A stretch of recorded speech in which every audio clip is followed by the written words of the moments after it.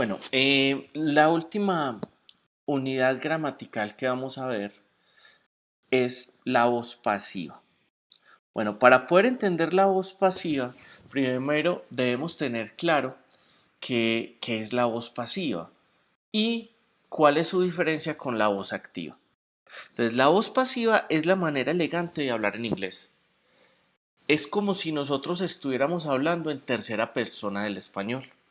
Esa es una de las cosas más importantes.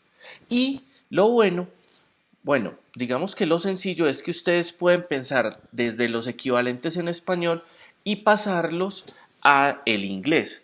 Por ende, va a ser de mucha ayuda la siguiente estructura. Bueno, entonces, como les venía diciendo, esta estructura les va a ser de gran ayuda. A ver, tenemos unas características primordiales en la voz pasiva que son constantes. Son básicamente tres constantes. Estamos hablando de que siempre va a haber un verbo to be, ¿sí? Siempre va a haber un verbo to be, ¿sí? Siempre va a estar el verbo to be en cualquier forma, ya lo veremos. Siempre va a haber un verbo en participio pasado y siempre va a haber un objeto. Entonces, en voz activa nosotros hablamos de sujeto, verbo, complemento. En este caso vamos a voltear la estructura y vamos a empezar a hablar del objeto. Entonces el sujeto lo ponemos al final.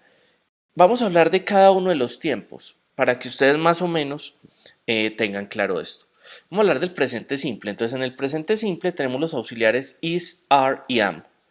Bueno, entonces como les había adelantado, empezamos por el objeto, ponemos el auxiliar am, is, are, que son los verbos. El verbo to be les va a poder permitir identificar en qué tiempo les están hablando. Es decir, si aparece am, is, are, y luego un verbo en participio pasado, que son aquellos terminados en ado oído, pues ya van a saber que eso es presente simple en voz pasiva, ¿sí?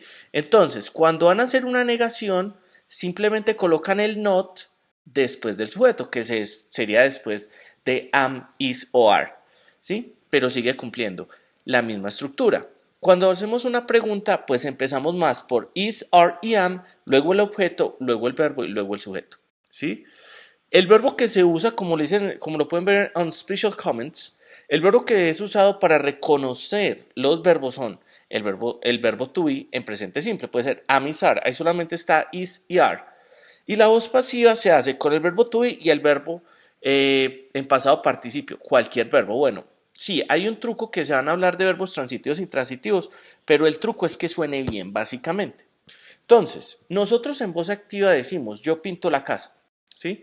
Pero cuando vamos a hablar en voz pasiva, estamos hablando de que la casa es pintada por mí.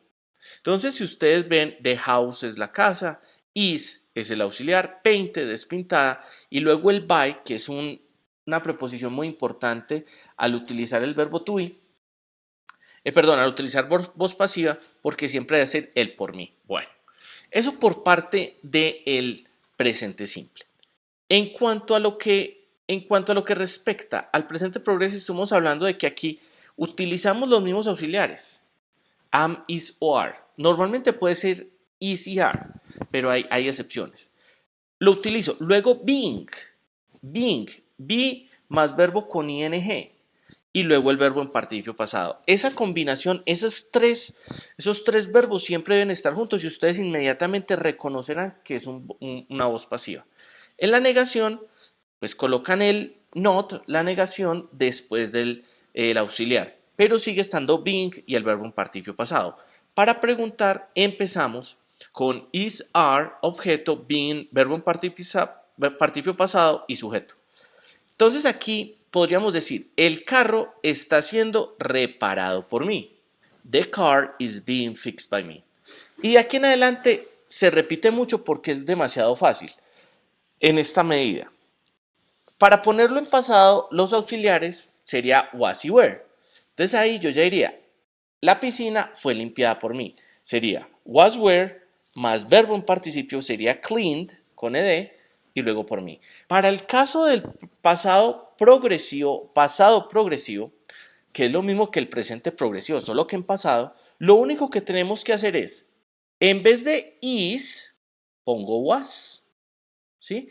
Entonces, en vez de decir la motocicleta o la bicicleta está siendo montada por ella, yo digo la motocicleta o la bicicleta estaba siendo montada por ella. Entonces recuerden, en presente progresivo sería está siendo montada y en pasado progresivo estaba siendo, pero cumple con la misma estructura. Mire que tiene el being y luego el verbo en participio pasado. Para el caso del presente perfecto, recordemos que vimos have y has, pero empezamos siempre con el objeto. Entonces el hot dog. Entonces pongo have o has, pongo been, que es el verbo to be en participio pasado, y coloco la acción en participio pasado. ¿Sí? Entonces ha sido comida por mí. Bueno, no hay presente perfecto progresivo, por eso esta linecita, como lo pueden ver acá. ¿Sí? Tenemos presente simple, presente progresivo en voz pasiva, pasado simple, pasado progresivo, presente perfecto, que es este que dice perfecto acá, ¿sí? Que aquí lo pongo un poco más grande para que lo puedan visualizar. Luego viene el presente perfecto progresivo que no es usado y viene el pasado perfecto que es el que se usa en condicionales. La diferencia entre el presente perfecto y el pasado perfecto estructuralmente es simplemente, en vez de utilizar have y has, como lo pueden ver acá, pongo had. Y el equivalente sería el siguiente. Yo he comido, o el perro ha sido comido por mí, en cambio aquí él había.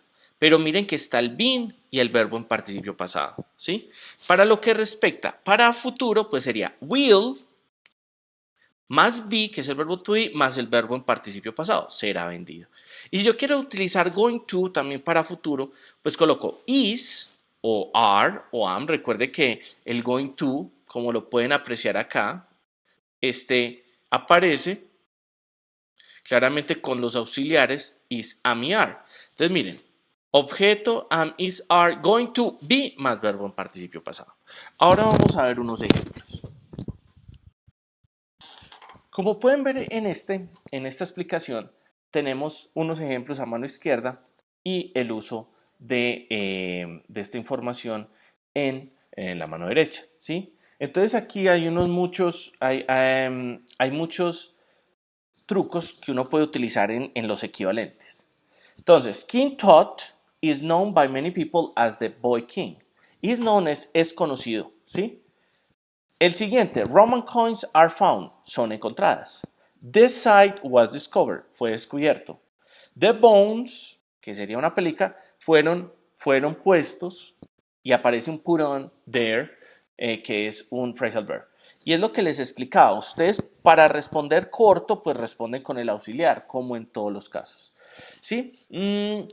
Digamos que en este caso podemos comparar en la parte que dice we use the passive voice, dice hay que to change the focus of a sentence when we don't know who performs an action, when it's obvious or not important who performs the action.